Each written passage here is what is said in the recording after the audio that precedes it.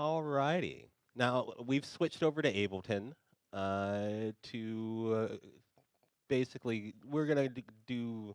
We'll briefly visit the kick and bass development department for this situation in Ableton, and we'll cover some of the drums. Most of it we'll be going back over the same production concepts, so we won't go through it as slowly as we did in Logic, but we'll get some stuff into it, and then we'll get to some sound design ideas and how to synthesize some strange noises.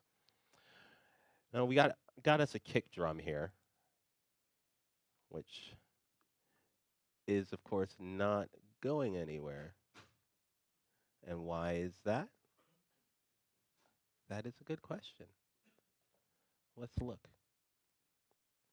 Let's look. Aha! Sends only. That's why.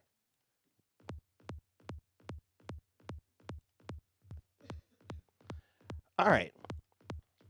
Now this kick, since we're in D, this is a dual layer. This is a dual layer kick. I'm using the operator to make the tap. The reason why I may use the operator to make the tap is I was actually trying to make a kick drum in operator, but I had some problems. Let me turn this. Let me turn the volume up, and I'll show you what I'm talking about. It's okay, but if we listen to that ultra beat kick that we made, it's not got the tap. It's not like super punchy. It's a little soft. It's got more of a Goa style kick. Now, if we go back to how kick drums are created, we have the operator's pitch envelope. We've got a very nice slope set on it, very nice envelope, really nice curve, but it only goes up 48 semitones. When we looked at that, when we looked at the ultra beat, I had it modulating from D1 to D6, which is 5 octaves, and each octave incorporates 12 semitones. 12 multiplied by 5 is 60. So we need at least another octave range out of this. So I was a little bummed. It's like, I really wanted to use operator to make this kick, but c'est la vie. So I opened up this third-party synthesizer, which I usually use for most of my kicks, called Bassism. This follows the Infected Mushroom tutorial pretty much to the letter. And what I did first is I set the root note, which by right-clicking on Bassism, I can select D, because that's where I'm going to want to write in. And if you look over here, the frequency start, this is where the pitch envelope, this is where the decay starts at. This is how high it's going to start from.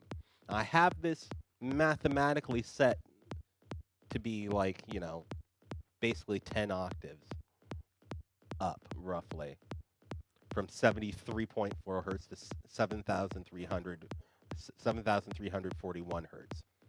You can adjust things as you want, but mathematically, just because I was feeling weird, basically. I usually don't get so rigid about things, but just for the sake of argument, we will make it that way today. So this alone is already a good kick, but I really wanted to incorporate this in somehow. And if you layer them on top of each other, you got some weird kind of boxy, like plasticky kind of sounding interference going on. So we have to sit down and identify what we like about each sound. I like a lot of the knock. I like some of the tap, but the low end is relatively lacking. The low end is definitely not lacking in this. In fact, the tap is just fine too. I just want an extra little mid flavor in it So now that we put these on top of each other, the first thing I'm going to do is I'm going to cut off the low end using, I could use an EQ8, but I'll use the auto filter for this. And we'll sweep it down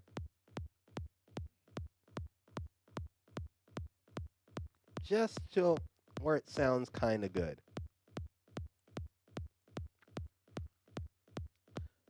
So now we've got this little thing on top of this other thing, and we're just going to reduce the volume a little bit. So we're just hearing just a little bit from the operator, but it's, if we remove it, it adds just a hint of something.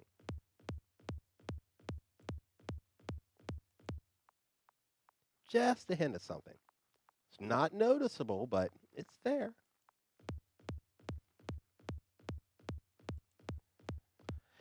So that's how we came to this kick. The bassism is really, really solid. I use it a lot for pretty much almost all my kicks, especially when I'm using Ableton. But I mean, I'll use it in Logic as well when I am not feeling like using Ultrabeat, or sometimes I can't really get Ultrabeat to sound as good as I was able to get it to sound today, which is just kind of funny. There's just something clicked today of all days, like, now I can make that kick the way I want to. Thank you guys for that opportunity.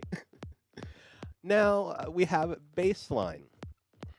Now, on the bass line, I have a third party. I have Diva in here. I own Diva. It's very solid. It makes interesting bass, but it wasn't really what I wanted for this particular bass. And surprisingly enough, Operator gave me exactly what I needed. And the patch on Operator is very simple. It's just a single oscillator. It's tuned down to be relatively low.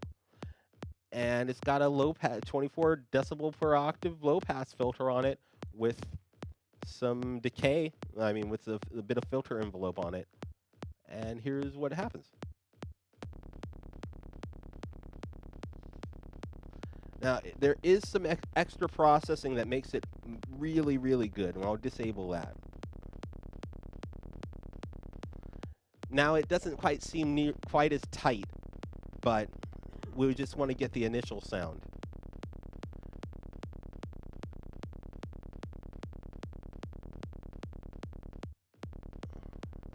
I'll take this straight D. I forgot I've got some follow action funny stuff going on. We'll get to follow actions in a little bit. All right.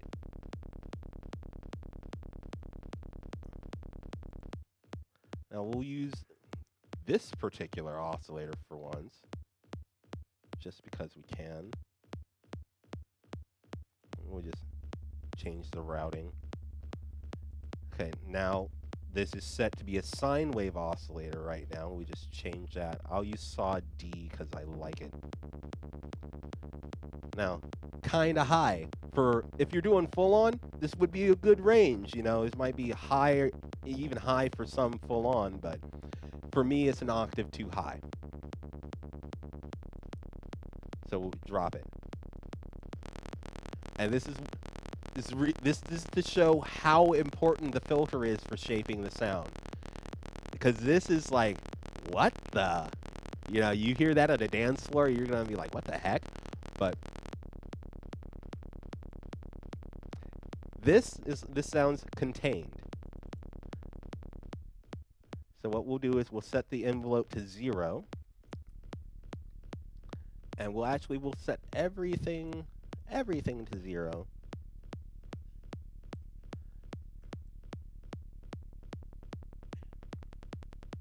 And we'll make the envelope something obnoxious. Right now there's 0 decay, 0 sustain, 0 release. And it's just plucking, basically. And we'll adjust the decay till it sounds good.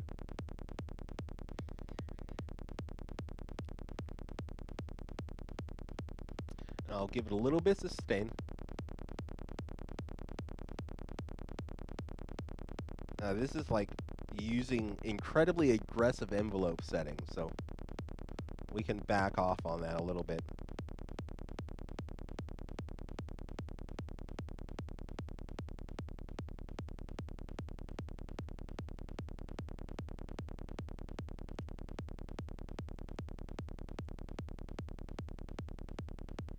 Now, this does have a click in it, but I'll let this one slide.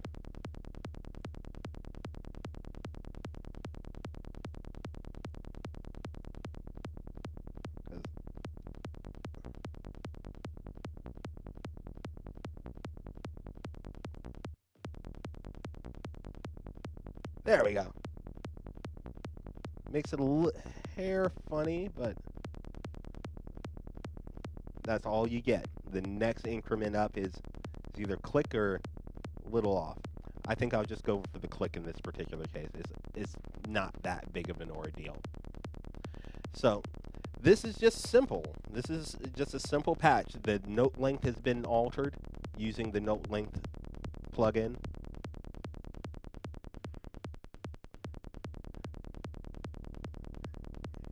So I'm having most of the note length go through, but it still stops a little short, so everybody will re-trigger properly.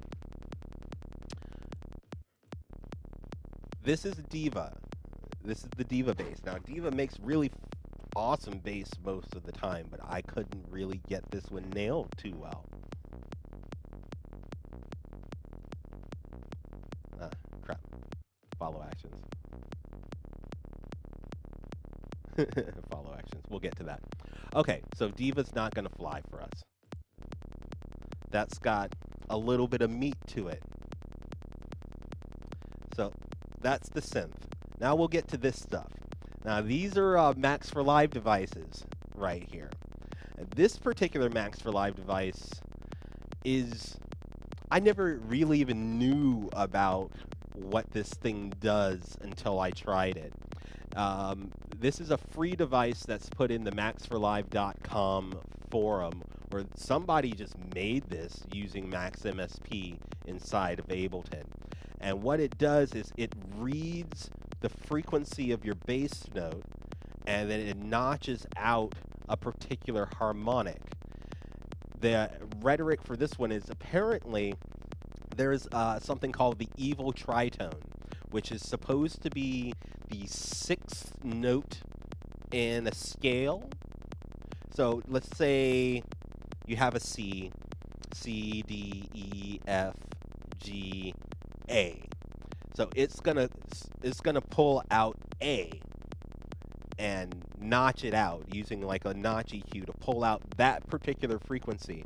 And so if you change that C, the root note, or whatever note you're putting through, you change it from C to D or anything else, it's going to the frequency for that dip will move accordingly. So you can basically write pretty melodic bass lines, or you can have the notes jump around and not have to worry about any sort of drastic EQ cuts happening that interfere with the new bass note. So this is, I'll turn off.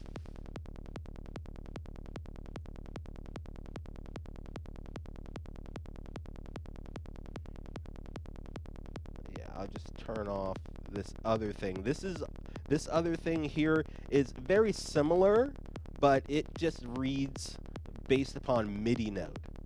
So I've got it set to notch out a particular muddy harmonic that will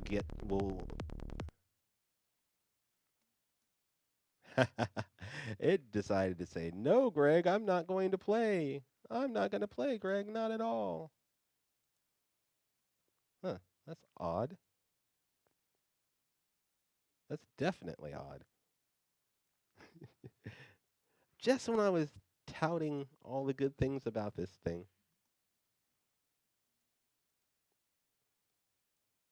Oh, wow. That's very interesting. This has only happened to me a couple of times where Ableton has decided to not respond whatsoever. Let's see. Let's see if that solves anything.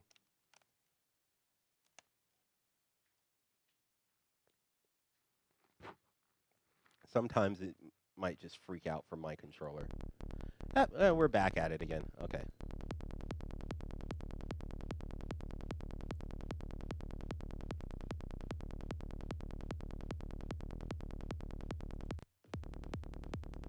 So now that that little bit of mess is over, I just disable. I have sidechain compression going arbitrarily, basically. You don't really need it, but sometimes it makes things feel better.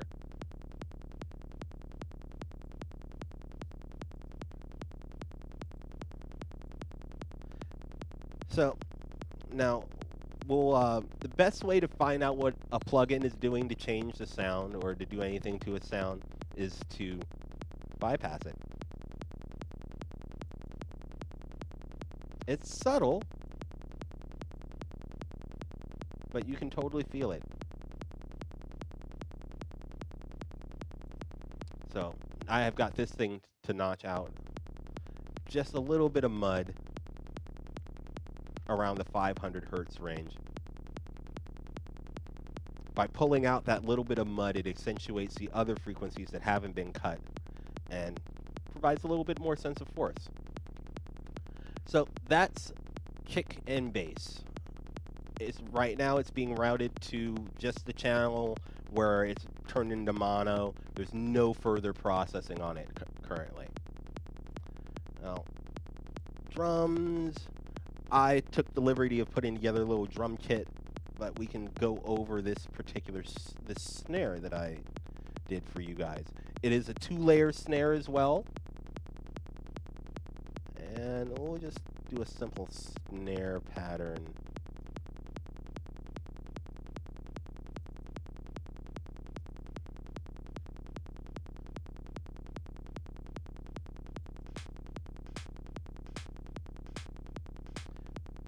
This is done using, instead of white noise, looped noise.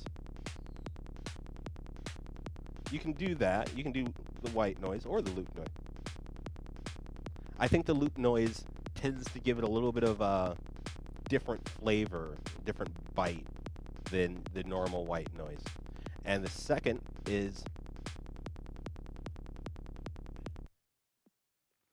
just a little tap.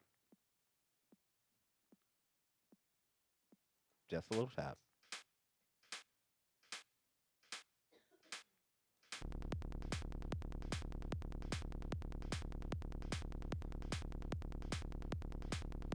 I've got my snare. In most dance music, the snare is incredibly important. It's almost just as important as the kick drum because it symbolizes like a reinforcement on the second and fourth beats. So when I think about mixing my drums, I think that my snare is probably the loudest thing out of all of my drums. But still, it still needs to be somewhere below where the kick drum and bass line is, because that's the kick drum and bass line takes first precedence, then your snare, and then you can start playing around with the volume levels of the other guys. So if the kick drum is at, -10, bass line's anywhere from -11 to between -10 to -12, I would want my snare to be at the loudest -12, but maybe like 13 or 14 like we have here. So that's okay. This particular time, did I make hi-hats? I sampled hi-hats for this one. Okay, well that's okay. Let's see.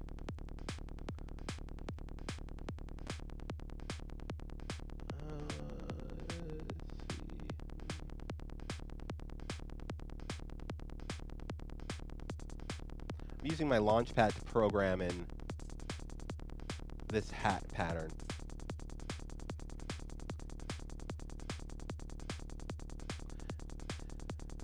I would alter the velocity on this particular. I could do it on the MIDI, or I can also use Ableton's MIDI effect of the velocity plug. Put it on right beforehand. I'll change the out so the out never gets super high. And then I'm going to randomize it.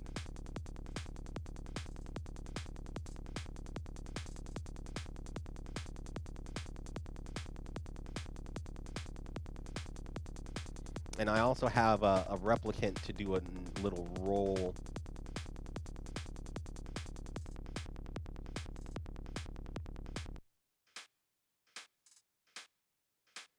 So basically, it'll perform a little roll while the normal hat pattern is playing. So it kind of doubles, but I kind of like the effect that it has on it. You can set it up to where you could duck it whenever it rolls, but I want them to double up in this particular case.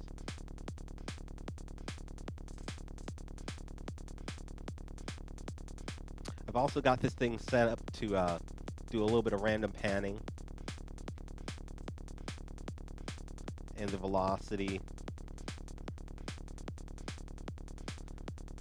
So that gives it a little bit of a feel. Of course, it's random, but I don't feel that there's anything wrong with a little bit of random every now and again. So that's kick, bass, drums. There's a whole bunch of samples that are in here that I used for the percussion, because I'll use samples too. It's all good. Especially for the open hi-hat, because I can't for the life of me synthesize an open hi-hat. So now let's talk about synths. Let's talk about synthesis. Let's talk about the parts of a synthesizer. We'll start with an oscillator. How many of you guys are familiar with what oscillators are? For those that aren't necessarily fully familiar, oscillators are what generate all of our sounds. This is the component that makes the noise. When we're discussing psychedelic trance, you might hear a couple of different synthesis techniques thrown around, terminology thrown around, like subtractive synthesis, additive synthesis, FM synthesis, granular, or pulsar. There's all types of crazy things. When it comes to psychedelic trance, the majority of the sounds that are made can be accomplished using subtractive synthesis. What subtractive synthesis is very much akin to a sculptor. When a sculptor makes a sculpture, he takes a large body, a large lump of clay, and whittles it down, removes the elements that he doesn't need to make the shape or the finished product that he actually wants. In subtractive synthesis, this is the same process. We start with a raw sound from the oscillators, and we use filters to shape that sound. We also use we can also use volume envelope as well to shape the sound too. We'll use the analog just to give a brief look at how some of this stuff works. I'll go ahead and I like C. We're in D, so we'll use D2, and I'll just draw a relatively long note, 8-bar note. Why not? This is undoubtedly probably going to be incredibly loud, so I got to turn it down.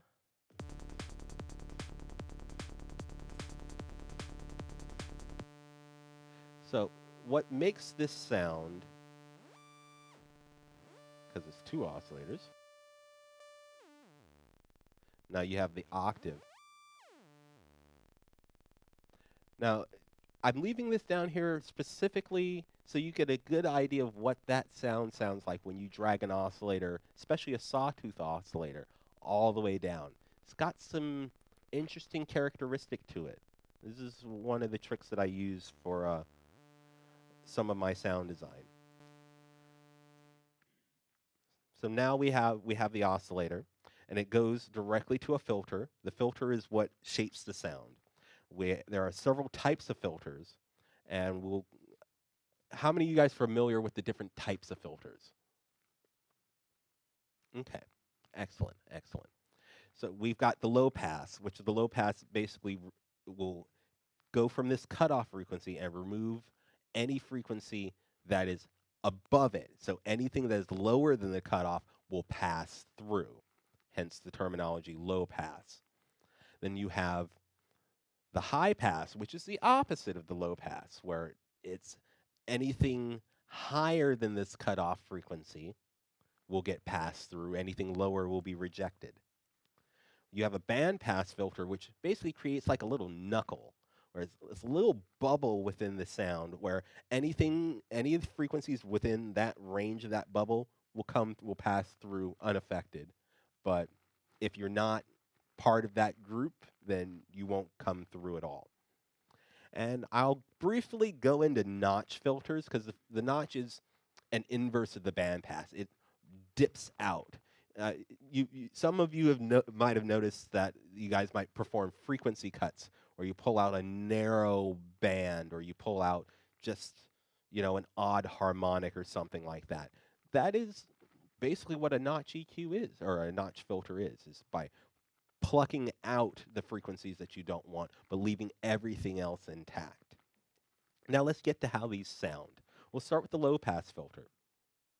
And there's two types of filters. There's a 12 decibel per octave, which means it'll filter the sound to a certain steepness where there'll still be some hint of the sound past the cutoff frequency that'll come through, but not nearly as clear.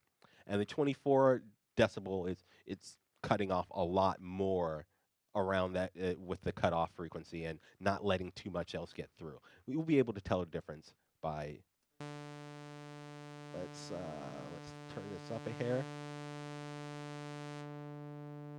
See how you can hear how it's dulling. Bring it all the way down to nothing, and then back up. Now that's a 12. That's a 12 decibel per octave. Now let's do the 24. Already you can tell it's like steeper. It's already less getting through. The 12 decibel per octave low pass filter is typically what's used to sculpt bass lines. Now let's use a high pass.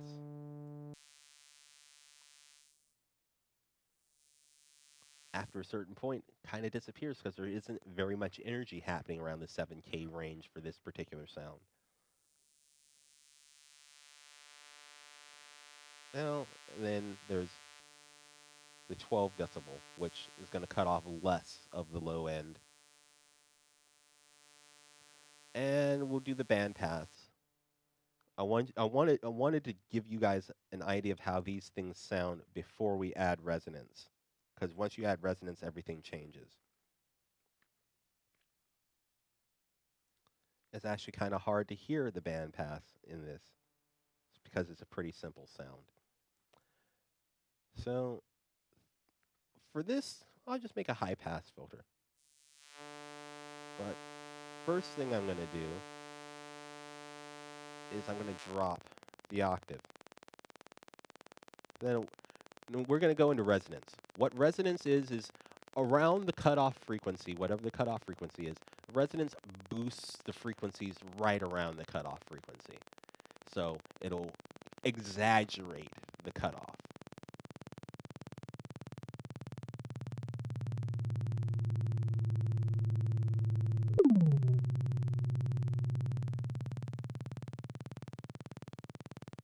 Now,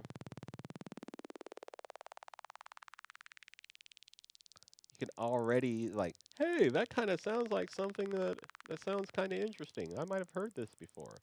This is one of my sounds for sure. It's one of the sounds I use all the time. I call it like the growl. So what I'm going to do now is I'm going to set the envelope to be the amplitude envelope just to be stagnant, no worries. And this thing here is a modulation source. It is called an LFO. What LFO stands for is a low frequency oscillator. Basically, it's exactly the same thing as one of these, but it's meant to operate so low that you won't really hear it because it operates at ranges below what human hearing is at 20 hertz. Now, really good LFOs can go to all the way up to audio rate and down to like really low frequency, but in this particular case, if you're just looking for an LFO, it's only going to go, in this case, this only goes to 17 hertz, which is below the rate of human hearing. So what this is doing is it reads the waveform or the type of wave just like an oscillator does, and it's going to use the shape of the waveform and its frequency to modulate something, to modulate a source. So in this case, I think I want to do two different things. I would like to modulate the pitch of this thing to give it a nice little dynamic effect, but I also want to modulate the filter cutoff. Now, analog only allows you to have per voice up here. This is, you could consider it like a two-voice thing, where it's got a oscillator filter amplitude pairing. It only allows you to have one LFO. So LFO 1 only deals with what's on oscillator 1. LFO 2 only deals with what's on this down here, oscillator 2, filter 2, amplitude 2. But fortunately, the guys at Ableton are really nice, and they give us this 2 filter 2 mix parameter. So let's turn this up, and we're going to send the entire thing. Yeah, I think so. We're going to send the entire thing to filter 2, and filter 2 is where we're going to have our high-pass filter with the resonance. Let's see if this actually works. We'll turn on the amplitude on oscillator 2, turn it up all the way, turn off the release. Let's see. Okay. It works. Now, what I'm going to do is I'm going to have LFO1.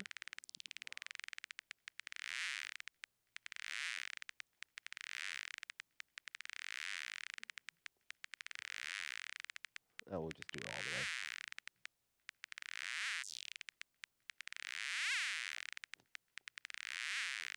Now you got this little pitch modulated zipper thing happening. Now let's turn on LFO2, and we'll have that modulate the filter.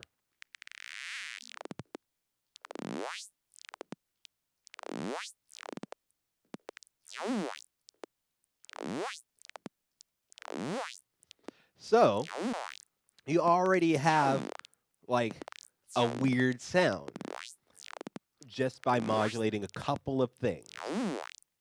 And LFO really helps in this. Now, what makes it really interesting, let's look at what happens with the pitch. If I change the LFO's waveform, let's say to sine, the pitch starts taking on the characteristic of the sine wave. It's a smooth ride. It's a smooth ride, and it kind of bubbles over a certain point and back down. If I were to use the triangle wave, it's going to come right up to that point and back down, kind of steep-like. Both have their uses. It's really either, depends on which one gives you the feel. So now I have something, I have the second LFO modulating a different rate, slightly different, but, you know, you can just play with these. And I always encourage you to modulate these, too. Record yourself moving things, you know. Get the rate going real fast. That could be kind of interesting.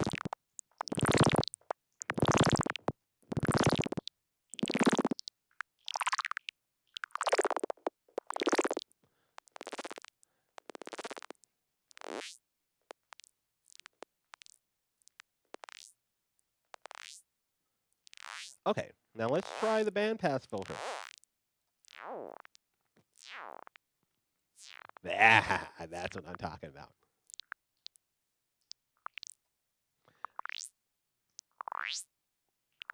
All right, we'll just throw on some delay.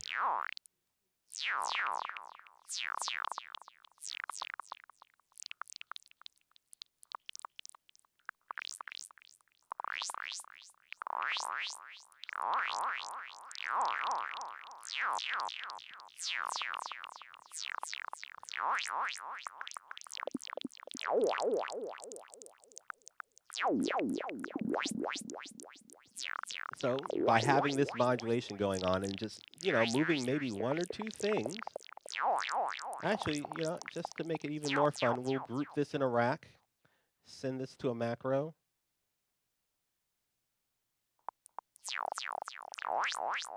Set that to macro 1.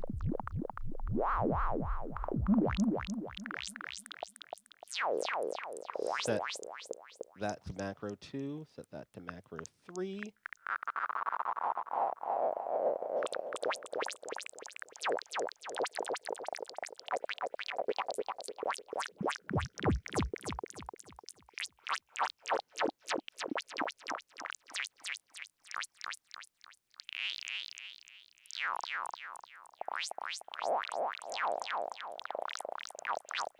Okay. So what you can pick up from this sound is two of the main concepts of modulation for psychedelic trance.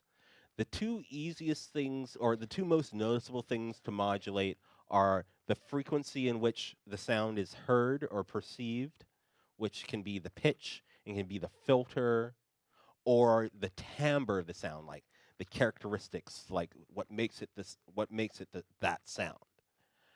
A lot of the tricks, a lot of sound design stuff that I'll teach you, it's going to be predominantly pitch modulation with some frequency modulation to add into taste. But for some things, we can also like do some timbral changes as well. So we've gotten this nifty little analog squirrely, we'll call it squirrely for fun. Okay.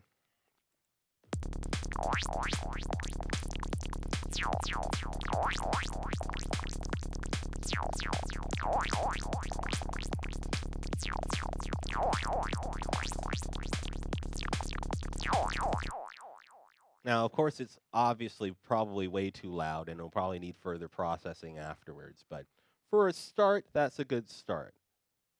Let's make a new MIDI channel. And we'll use an operator this time to make something else.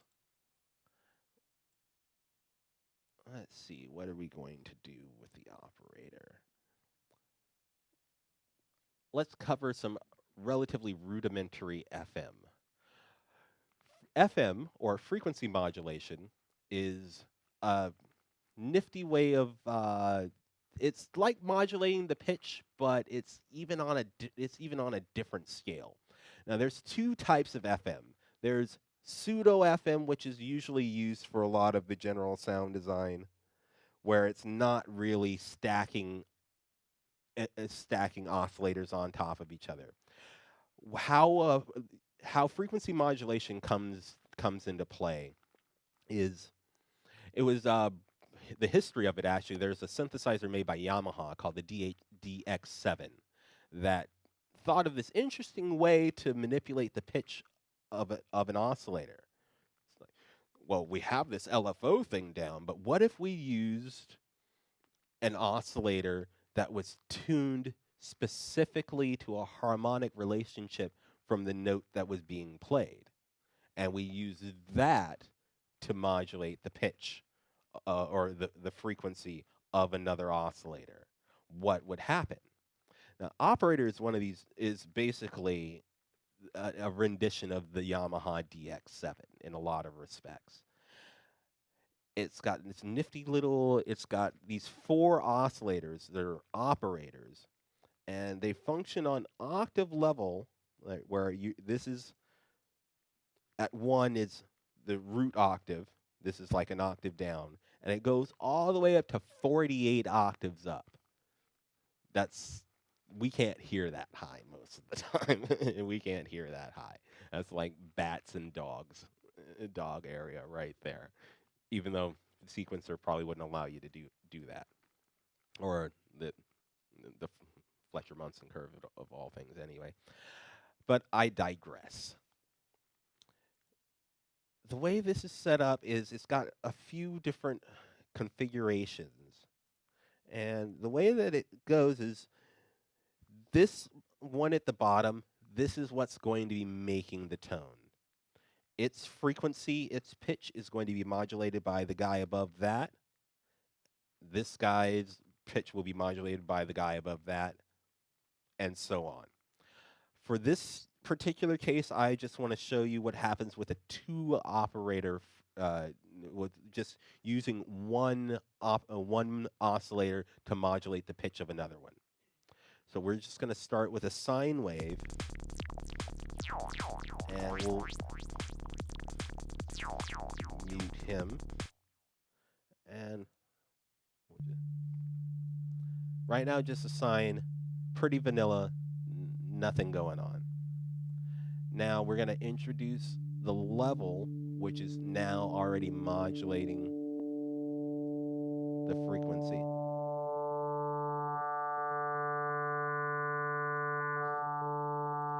And it's the same pitch, but if we drop the pitch and we turn this off, this is the oscillator that's making the noise.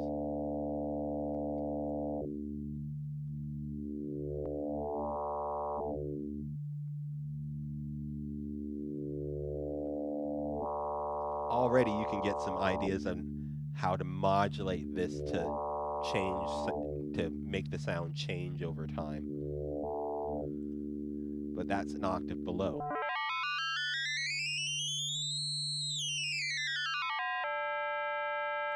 You can also change waveforms, like we were doing before for the bass.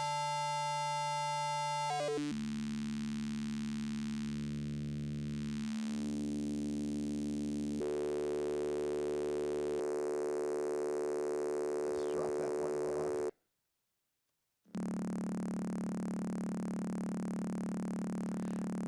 And this particular interesting phenomenon is why I like FM synthesis.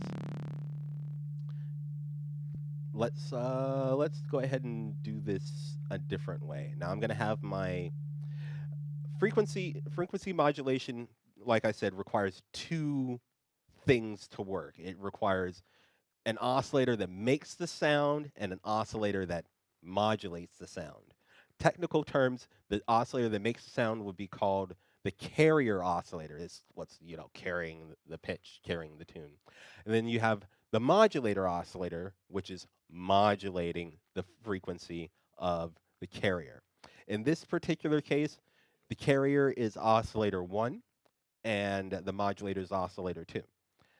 I'm going to change the carrier oscillator to a sawtooth, and the modulator will make it a sine, just inverting what we had going on previously.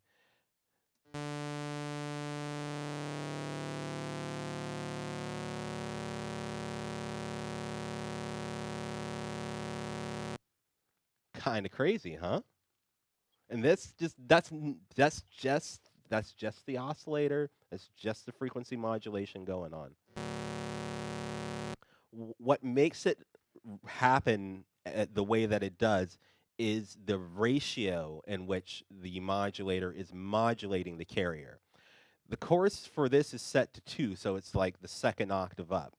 And this is set to half, so it is a quarter of this oscillator's frequency. When it modulates it by a quarter, it creates this nice little buzz that you'll find this buzz happening whenever you repeat something like a 64th note. I encourage everybody, I don't think I'm going to get a chance to get into it this particular session, but I encourage everybody when they get home, take a snare drum, take it from anywhere, doesn't matter. Take a snare drum and then shorten it to a 16th note and then repeat that thing. Repeat it to where it's, 64th notes, and all of them lined up make, I don't know, maybe like an eighth note or like even like a quarter note of length and just listen to what happens from there. It won't be any, it won't be too far away from what this sounds like. And to get that from a snare, that's definitely something very interesting. So now let's filter this thing. Let's turn on the filter. We can use the band pass, or we can use high pass or low pass. Doesn't matter. Each one provides their own specific effect.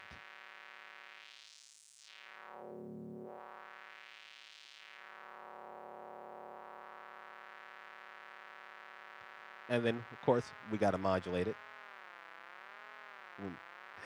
Nah. We're going to modulate the filter.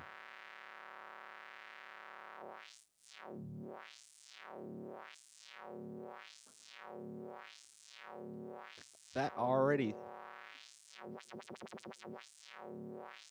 Now, the only drawback about operator is they only give you one LFO.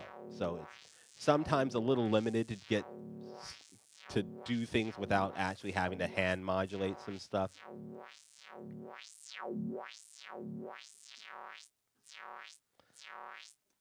But now that we've got this going, this is one of my FM leads, or this is one of the ways to get an FM lead that I tend to do. I do use operator from time to time if I'm using Ableton, but I also use Surge, and I'm going to show you in Surge in just a second. But that's what we're looking for. So now let's open up Surge. And, I like the fact with Ableton, especially with 9, you can type in what you want. It saves time significantly. All right. Now, the reason why I love Surge is because of these 12 things right here. They say LFO, but they can be any shape, any waveform of LFO, as well as envelope and a step sequencer. And there's 12 of them, so you can really get creative with things. So I'm gonna show you the growl first, and a couple of variations on the growl, and then we'll do the FM lead, and we'll be able to pay attention to the type of once you have more than a couple of different modulators, and once you start modulating modulators, it just really opens up a whole new palette. So here's what we'll do. We're gonna just copy this particular thing over, and I need to mute that. All right. Very vanilla, very standard. First thing to do to get the growl, tune it all the way down. Textural. Second step, take an LFO, modulate the pitch. With Surge, you can extend the range of the pitch to where you can get some really, it actually goes like couple hundred, like 168 semitones either direction, but we don't really need nearly as much. I like, when I modulate the pitch, if I can help it, I like setting up 24 semitones, which is the 2-octave range. For me, the reason why I like the 2-octave range is anywhere within like 2 octaves of the note that the main note that I'm going to give is going to lend me a value that either it's going to be somewhat musically pleasing, perhaps. It might hit a value that's musically pleasing, probably won't be too high, or if it goes too low, it'll create a very nice textural thing. But if it goes up too high, then it can get a little weird, a little funny. So I like using 2 octaves as a range to work within when I'm setting the pitch. Now this is going bipolar down and up, but let's just say I want it to just go down. Now now that it's going down, I'm gonna extend the range. Now, put a high pass filter on that.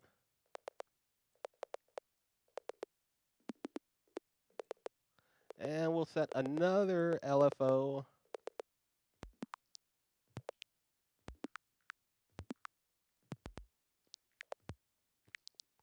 Just a little sound effect thing. Just a little something to like add some texture.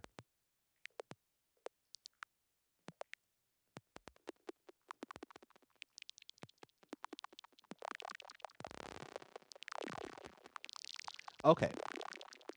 Now for the most part, we've gotten just about exactly what we got before. It's like, oh, you only used 2 LFOs. Okay, now we can go and modulate the rate of this. Now this one is controlling the pitch. So maybe I will have LFO 3 control the rate.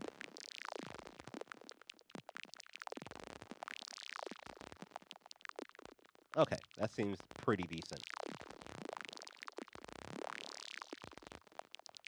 Now, of course, we can modulate the rate of the LFO that's modulating the cutoff.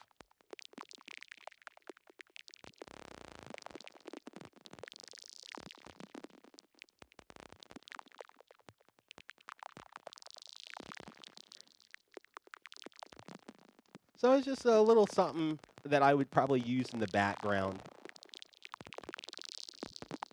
Just a little textural thing. So this is the growl in a nutshell. Tune it low, modulate the pitch. If you can modulate it straight down, it makes it more textural. If it goes both ways.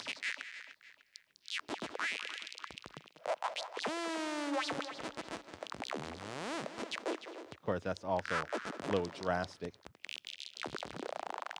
There we go.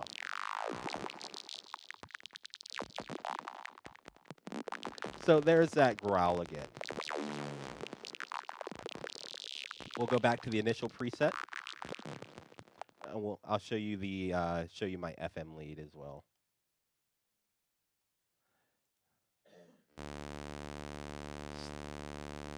Now this synth has interesting style of FM routing. So now oscillator 2's frequency will modulate oscillator 1, and here's the depth in which it does it. So now I'm going to set this. I like using the sine wave.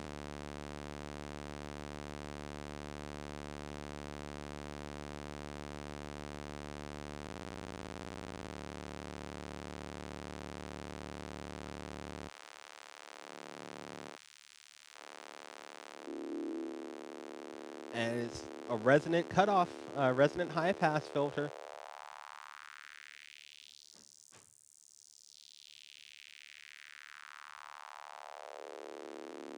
You know, since we've drawn such a long note here, let's use the envelope. So I'm going to switch it to an envelope. The reason why I really like Surge, and I'm using Surge specifically for this, is the envelope stages. Surge allows you to tempo sync each stage of the envelope. The envelope stage attack, which is from when you tell the thing to start, how long it takes to get to the desired modulation amount. Then you've got hold, which will hold it at its top level for a certain amount of time, which most envelopes don't come with a hold. This is just a nifty little thing you can add up that comes with it. Then there's the decay. Then once it's reached that top point of the modulation, the top point of what you're telling it to do, how long does it take for it to reach that top point to go back to what would be the sustain level or 0? This is what decay does. So then there's a sustain that after it's gotten through the decay, this is going to be the volume of which it's at after it's gotten to the decay, which you can see this thing moving, you know, right here. And then the release is after you've let go of the key or told it to stop playing, how long does it take to actually stop doing what you told it to do? In this particular case, since I've got an 8-bar, it's an 8-bar MIDI pattern, I'm going to set this to be 8. Actually, no. No, we'll do 4 bars in, and we'll tempo sync the decay, and we'll do that as a 4-bar as well. Okay, so we'll cover this last little bit of this thing here.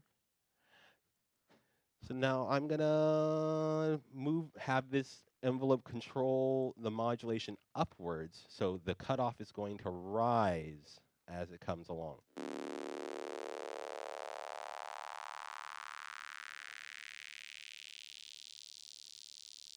And then it's gonna come back down.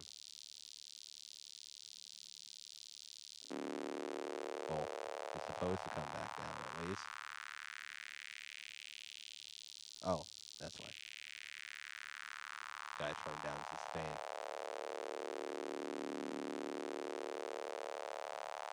So now you can use the envelopes to control how long modulation can occur or how long things will happen, how long it takes for things to happen. It's a really great way to make swells. In the brief time that we have left, I'll show you a really quick swell idea.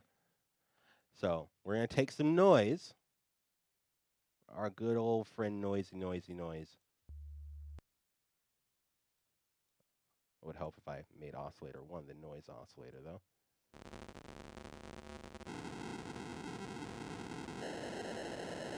Okay. Dirty. Now we just attach a low pass filter, set it to where we can't really hear it. Then we're going to create, and we'll just make this an 8-bar swell. So we're going to create an envelope by turning this into an envelope, tempo syncing it, making it 8 bars, and then we click on it to enable the modulation, and it's going to come up that. It's going to come up all the way.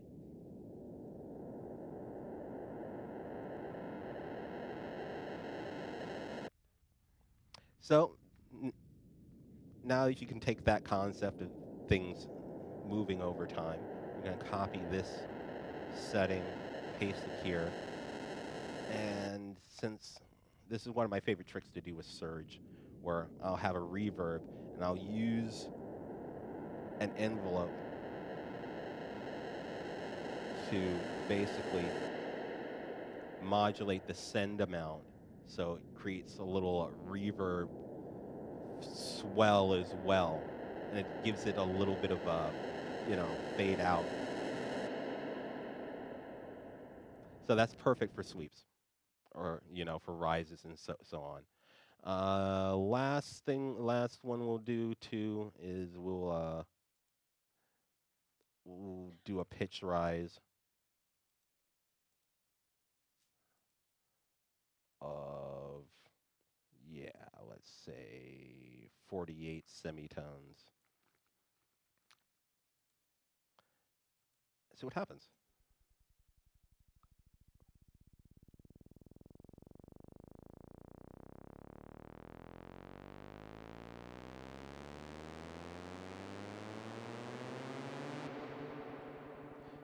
So yeah, you can do rises that way as well. And all it really is just setting the attack on the envelope to hopefully be close to as long as you want it to be. It helps if you can tempo sync the envelope stages, but if not, this is why there's that time calculator, so you can figure out how long you want that attack to be before you can before it does what it needs to do. I do apologize that we weren't able to get through as much stuff as I really wanted to, but I do hope that I've been able to help you guys out with a few things. And if we do ever get another opportunity to do this again, I would love to cover arrangement and what to do when you've got a whole bunch of sounds and you want them all in there, but there's no possible way to fit them all. There's a few ways around that. in as this last little thing, I think we're going to quickly show. Does anybody know what follow actions are inside of Ableton? This is a very, very, very, very, very powerful thing. It basically allows you to randomize when clips are going to play. Now, it's perfect for session view, but it also really works really well for arranging things or like putting together an arrangement, or if you just really get bored. So the last thing I'm going to do is I'm going to rig up some follow actions on this channel of lots of sounds for it to happen every 3/16 notes, and it's going to choose anything but itself. We'll see how it works. Might not be any good. Who knows? All right. Now we got that going. Let's...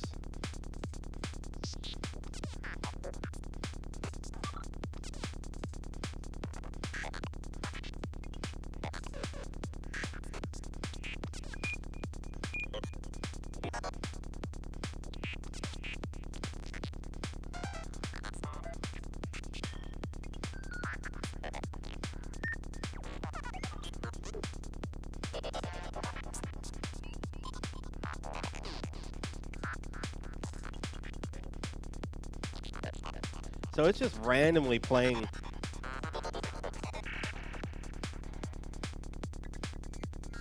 Now, and follow actions, you can...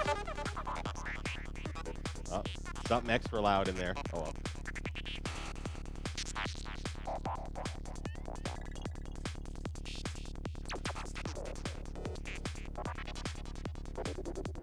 That follow action tip, that follow action trick, I actually learned from a Complextro production video. Somebody making Complextro was like, "Hey, here's a trick. Why don't you record the same MIDI passage, the same MIDI part through as many different synths as you possibly can, and then set up follow actions to switch between them, so you can have them all playing the same thing, but it's different sounds playing the same thing." And I was like, "Well, they're all playing the same thing. That's boring. Let's just make a whole bunch of different things and have it randomly switch between them." And that is definitely a way to go about it. There's also ways to set it up to where you can actually send MIDI from one item to a slew of different items, but we didn't have an opportunity to get to that today. I am very, very, very, very happy that you guys were able to sit down and for me to come here and even explain a little bit of like how I go about some of the weird stuff that I go about. I do apologize that we didn't get to some of the really severe weird stuff and we didn't really get as heavily into synthesis as I wanted to. But also for me in the production department, my kick and bass take forever for me to nail down. So it's only fitting that during this discussion that we've been having, a majority of the focus was towards the kick and bass as well. I want to thank you guys for coming, and I'm welcome to answer any questions that you have.